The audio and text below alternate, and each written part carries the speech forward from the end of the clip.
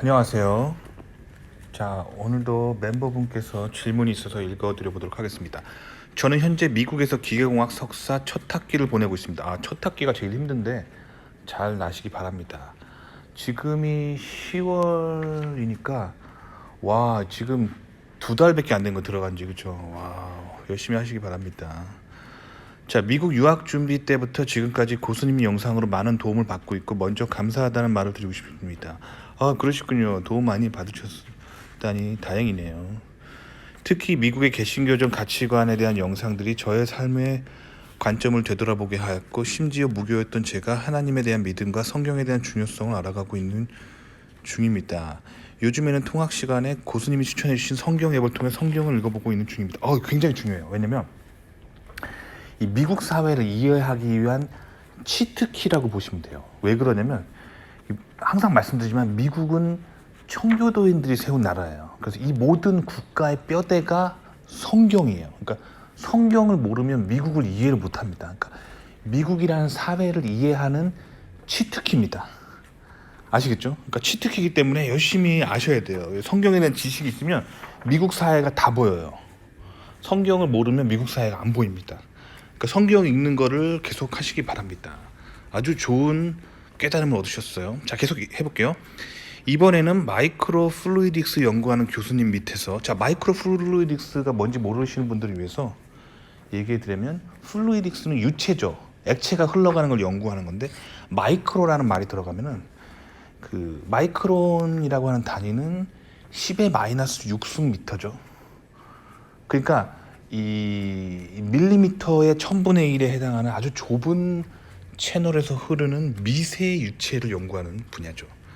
자, 여기서 셀 모빌리티 인 마이크로 플루이딕스를 연구하게 되었다고 하시는데, 여기 셀 모빌리티인데 여기 오타가 있습니다. 모틸리티가 아니라 모빌리티죠.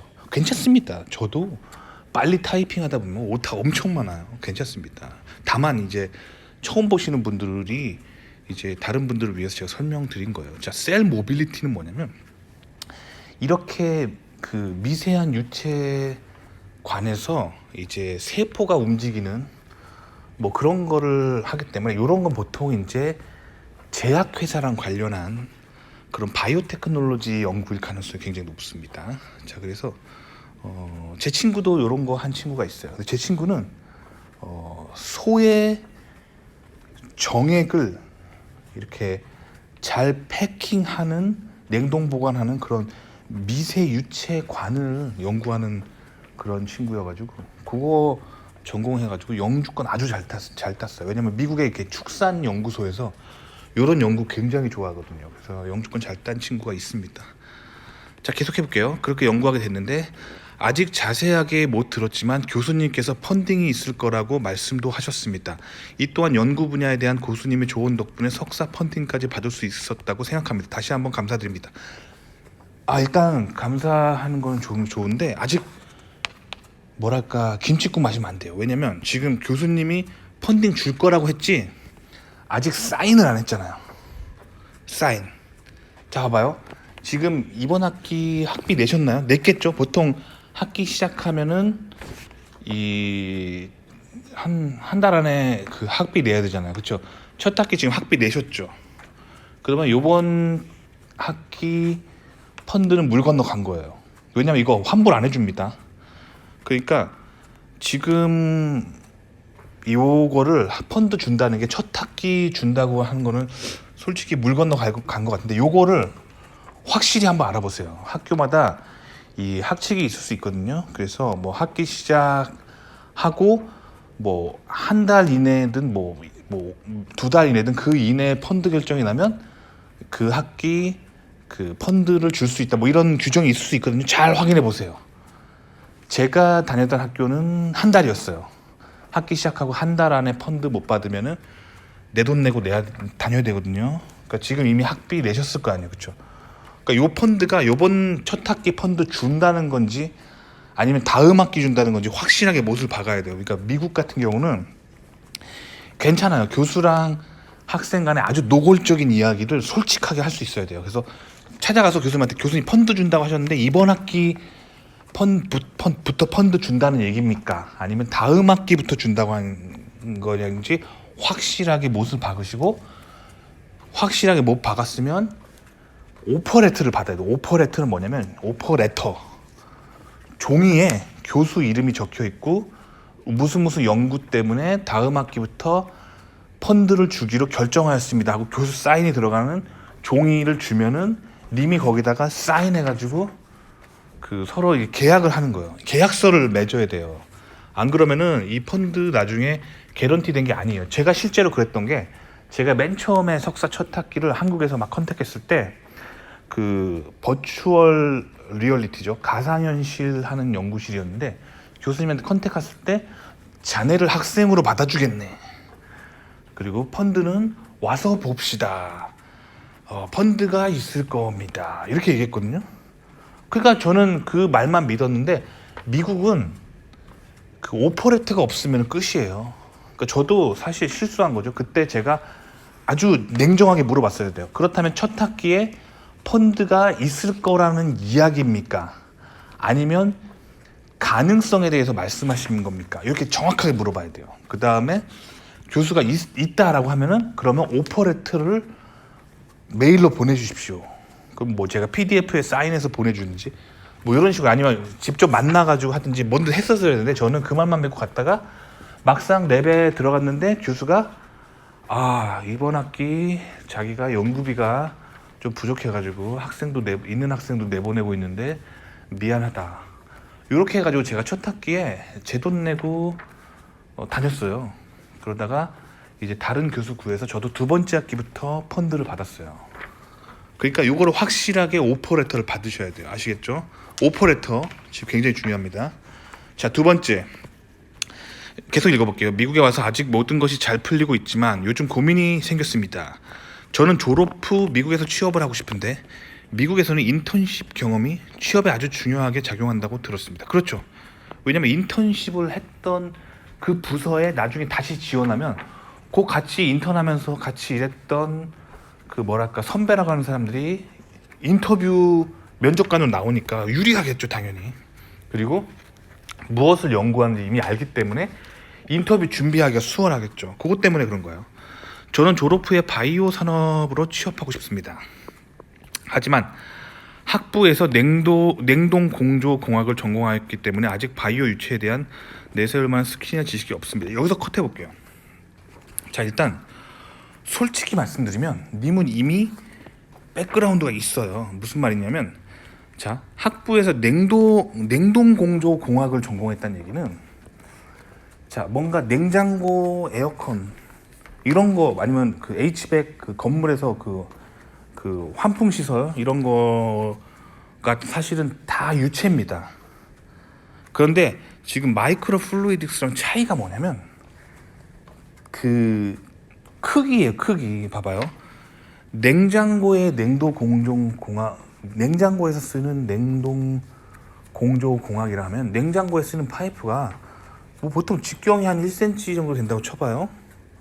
그런 세계잖아요. 그리고 에어컨이라고 해봅시다. 뭐 20층짜리 건물에서 쓰는 중앙 환풍구에 쓰이는 에어컨이라고 쳐봅시다. 덕트가 50cm 정도 되는 거죠. 굉장히 큰 거죠. 결국에는 크기의 문제예요. 사실 이론은 똑같은 거예요. 그리고 마이크로 플루이딕스, 자 이제 10의 마이너스 6승미터의 모세 채널에서의 유체가 흘러가는 거, 크기의 문제인 거예요. 하지만 유체는 다 똑같습니다. 유체는 파이프라고 한다면 파이프로 흘러가는 액체가, 자, 액체가 들어가는 곳을 인렛이라고 하죠. 인렛, 들어가는 곳. 그 다음에 액체가 나오는 곳을 아웃렛이라고 하죠. 그리고 액체가 지나가는 그 통로, 이 파이프를 월이라고 하죠. 벽. 그럼 결국 뭐냐면 인렛에서의 압력과 스피드, 그리고 파이프의 벽, 이 벽에서의 그런 벽의 형태 혹은 직경, 이거랑 흘러가는 액체의 점성, 비스코시티가 거의 모든 걸 결정해요. 그러니까 에어컨이라고 치면은 이 월의 직경이 굉장히 넓은 거고, 흘러가는 액체는 결국에는 공기인 거죠. 그리고 인렛, 그 액체가 들어가는 속도와 압력, 그거 가지고 아울렛에서의 속도와 압력이 결정되는 거죠. 냉장고, 이번에는 여기서는 이제 프레온 가스 같은 게 쓰이겠죠.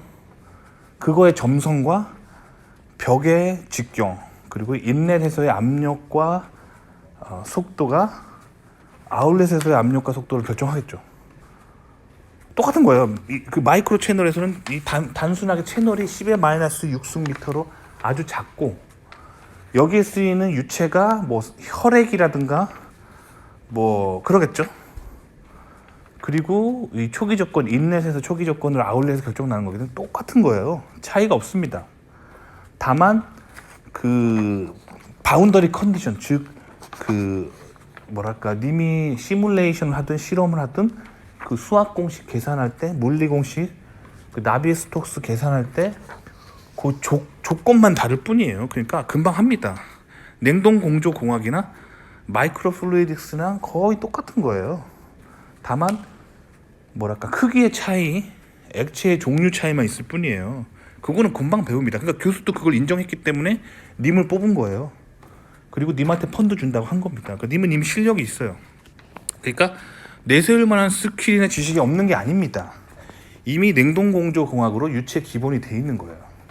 다만 마이크로 유체와 마이크로 채널에 대해서 한번 해봤냐 안 해봤냐, 그 차이가 있겠죠. 그거는 이제 랩에서 연구 시작하면서 이제 하면 됩니다. 그러니까 자신감을 가지시고요. 자, 내년 여름 인턴십을 위해서는 지금 당장 지원을 시작해야 하기 때문에 요즘에는 제가 원하는 산업은 아니지만 학부 때 배운 HVAC, 그러니까 그 냉동 공조공학 쪽으로 인턴십 지원을 해볼까 생각하고 있습니다. 자, 여기서 컷 해볼게요. 자, 일단 솔직히 말씀드리면 마음이 지금 너무 급하거든요. 왜냐면 지금 모든 일에는 순서가 있는데, 제가 봤을 때 님은 일단 오퍼레이터부터 확실히 받아야 돼요. 그리고 님의 실력을 쌓기 위해서, 자, 님이 지금 냉동 공조 공학으로 유체의 기본이 돼 있지만 지금 마이크로 플루이딕스는 해본 적이 없잖아요. 그렇죠? 님이 아직 펀드를 안 받았다는 얘기는 아직 제대로 된 연구를 안 했다는 얘기예요. 왜냐면 보통 펀드를 받고 님의 통장에 돈이 꽂히면서 그 님의 학비가 면제되면서 본격적인 연구가 시작됩니다. 그러니까 아직 님이 본격적인 마이크로 플루이딕스를 맛을 못 봤다는 거예요. 그러니까 그거를 지금 집중하셔야 돼요. 일단 펀드를 시큐어하는 거, 펀드를 확실히 받는 거, 오퍼레이터 받는 거에 집중하시고, 그 다음에 지도교수와의 관계를 쌓아야 돼요. 그래서 지도교수가 하는 실질적인 마이크로 플루이딕스, 뭐 시뮬레이션이든 실험이든 실제로 종사를 해봐야 됩니다. 그렇게 해서 일단 교수에게 실력을 인정받아야 돼요. 그렇게 인정받고 교수한테 배울 때 이제 그 순간 이제 인턴이든 뭐든 할 수 있는 거거든요. 일단 실력이 있어야 돼요. 미국은 실력 없으면 끝입니다. 그러니까 일단 마이크로 플루이딕스를 경험을 해봐야 돼요. 그리고 지금 학부 때 배운 HVAC 쪽으로 인턴십을 해보는 건 좀 아닌 것 같아요. 왜냐면 봐봐요.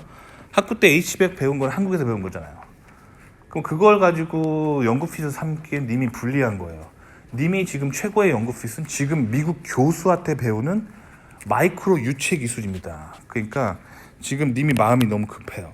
일단 지도교수와 펀드를 확정하고 지도교수와 실험을 시작하든 시뮬레이션 하든 뭔가 첫 삽을 뜬 다음에 본인이 뭔가 마이크로 유체에서 해석해가지고 첫 번째 결과는 봐야 돼요. 뭐 예를 들면 뭐 10의 마이너스 6승미터의 채널에 혈액을 사용한 혈액의 이동인데, 거기서 인렛에서 내가 압력이랑 스피드를 이렇게 줬을 때 아울렛에서 압력 스피드가 이렇게 나온다는 어떤 첫 시뮬레이션이나 첫 실험 결과값이 딱 나온 상태에서 인턴이든 뭐든 이력서에 쓸 말이 생기는 거예요.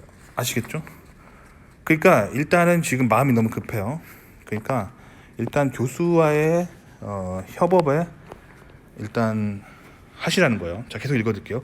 혹은 저번에 고수님의 영상에서 미국 고등학생이 명문대학교 랩에 찾아가 무급 인턴을 시켜달라고 했던 것처럼 저도 랩온칩 기업에 컨택해서 무급 인턴이라도 시켜보려고 간청해보는 것도 생각 중입니다. 혹은 방학 동안 인턴십 대신에 랩에서 계속 연구를 하는 것도 괜찮을지 궁금합니다. 제 상황에 대한 교수님 의견이 궁금합니다 라고 하셨는데, 자, 일단 지금 하는 교수와의 관계와 교수와의 첫 실험을 굉장히 중요하게 생각해야 돼요. 왜냐면 첫 학기 펀드만, 그러니까 처음 펀드 한 학기 받고 그 다음 학기 잘릴 수도 있습니다. 그러니까 교수한테 그 석사 졸업할 때까지 펀드를 개런티할 수 있을 만한 실력을 보여줘야 돼요. 그게 지금 중요합니다. 그거 안 되면은 지금 돈 엄청 들어가는 거잖아요, 그렇죠? 그게 제일 중요한 거예요. 그래서 그거를 해가지고 확실한 실력을 보여주세요. 그러니까 당분간은 뭐 인턴 이런 거 생각하지 마시고 교수한테 펀드 확정받고 실제로 통장에 돈 꽂히는지 보고 실질적으로 학비 면제되는지 보고 그 다음에 교수한테 실력을 인정받고 첫 펀드는 잘 받았지만 그 다음 학기도 받을 수 있겠다라는 자신이 있을 때 그때 인턴을 알아보셔야 돼요. 아시겠죠? 자, 그렇게 하면 되고, 그리고 솔직히 말씀드리면 일단 교수한테 인정을 받잖아요. 그럼 교수가 회사를 연결시켜 줄 수 있어요. 이게 최고입니다. 무슨 말이냐면 교수가 그 마이크로 플루이딕스로 유명한 사람이라면 여러 기업들하고 같이 연구를 해요. 실질적으로 제 친구도 그 교수가 그 회사랑 같이 협업하는 연구를 하다가 아주 자연스럽게 그 석사과정 끝날 때쯤에 그 같이 연구하는 그 회사에 문을 두드리고 지도교수가 추천해주면 그냥 들어가는 거예요. 이게 최고입니다. 아시겠죠? 그러니까 생판 모르는 남한테 찾아가가지고 애걸복걸 할 필요 없는 거예요. 지도교수한테 인정받고 지도교수가 운영하는 랩에 같이 리서치를 같이 하는 회사가 있다면 그래서 회사가 뭔가 투자를 했을 거 아니에요. 그 왜 투자했겠어요? 그 기술을 연구하려고 한 거겠죠? 그러면 그 랩 졸업생이 그 회사 온다 하면 되게 좋아하겠죠. 이게 굉장히 잘 풀린 거예요. 첫 번째로. 자, 두 번째는 일단 교수랑 관계 잘 빌드하시고 연구 잘 하시고 이제 그거랑 별개로 님도 코스웍을 들어야 돼요. 석사 과정 코스웍. 듣다 보면은 다른 친해지는 교수들이 생겨요. 다른 랩의 교수들이랑 친해지거든요. 근데 자세히 보시면 미국은 교수들이 스타트업을 하는 경우가 되게 많아요. 왜냐면 요즘 미국 대학교들이 되게 권장하는 거예요. 교수들한테 스타트업을 하라고 권장해요. 이걸 스핀오프라고 하거든요. 왜냐면 교수들은 각 랩에서 중소기업 사장 같은 능력이 있어요. 하지만 교수가 대학원 랩에서 하는 연구는 본인이 미국 정부로부터 연구비를 타내거나 기업으로부터 연구비를 타내가지고 그걸 가지고 랩을 돌리는 거잖아요. 교수는 스타트업을 할 수 있는 능력이 돼요. 이미 하나의 스타트업이에요, 대학원 랩이. 그런데 교수가 스핀오프라고 해가지고 따로 자기 이름으로 회사를 만드는 거죠. 그렇게 하는 거를 대학교에서 권장합니다. 왜냐하면 그렇게 하고 대학교에서 또 투자하기도 해요. 그래서 미국 대학교 공대 대학원 교수들은 자기 스타트업을 가진 사람이 많아요. 이렇게 본인이 그 수업을 듣다가 친해지는 교수들, 그러니까 미국 내국인들이랑 친해져야 돼요. 특히 거기서 학부 나온 미국 내국인들이랑 친해지면 이런 정보를 얻을 수 있거든요. 무슨 교수가 스타트업 가지고 있다. 그러면 의도적으로 그 교수 수업을 듣고 성적을 잘 받은 다음에 나중에 그 교수 밑으로 신입사원으로 들어가면 안 되냐 하는 거죠. 그러면 그 랩이랑 똑같이 다른 어떤 학교 밖에 오피스가 있고 한 20명 정도 스타트업 회사를 차려놓고 있으면 랩이랑 똑같이 운영되는 거예요.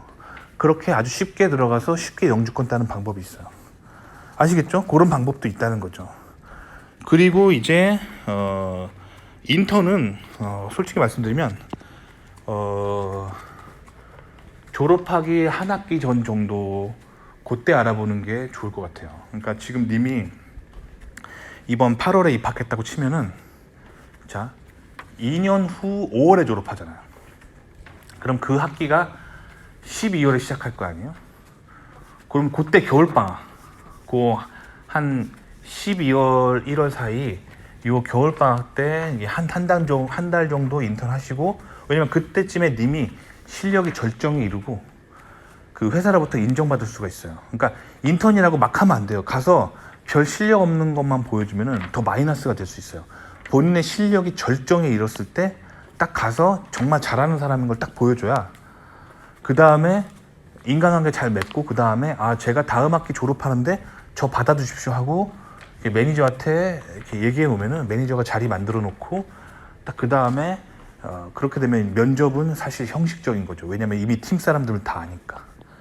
아시겠죠? 그렇게 가시면 좋을 것 같아요. 그래서 특히 님은 외국인 학생이기 때문에 영주권 따는 게 쉽지 않아요. 남의 생판 모르는 남한테 영주권 따기 쉽지 않거든요. 그러니까 일단 지도교수한테 인정받고, 그리고 교수가 협업하는 회사 그걸 노려보시고, 그리고 본인 교수가 없다면 다른 교수 중에 협업하는 회사나 다른 교수 중에 스타트업을 가지고 있는지를 알아본 다음에, 그렇게 학교 내부인이 이미 실력을 인정받은 상태에서 들어가면 수월하다는 거죠.